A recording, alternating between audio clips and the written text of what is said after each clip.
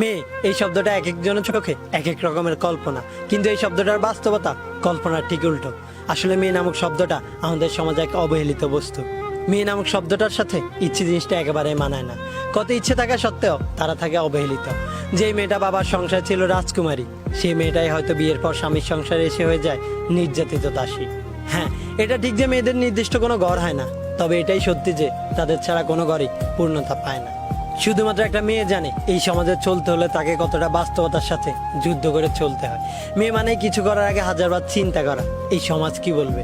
আর একটা চিন্তার কারণে বাস্তবতার কাছে হেরে যায় তাদের হাজারো স্বপ্ন। কারো কাছে মেয়ে মানে ছলনাময়ী, তারা ভালোবাসতে জানে না, তারা ভালোবাসা নিয়ে ছলনা করে। আসলে মেয়েরা হচ্ছে পরিস্থিতির শিকার। তারা অনেক সময় তাদের পরিবারের দিকে তাকিয়ে নিজের ইচ্ছেকে বিসর্জন দিতে হয়। মেয়ে নামক শব্দটার অর্থ এক একজনের কাছে এক এক রকম। কারো কাছে প্রতারক, কারো কাছে বিশ্বাসঘাতক, আবার কারো কাছে স্বার্থপর। আসলে Likey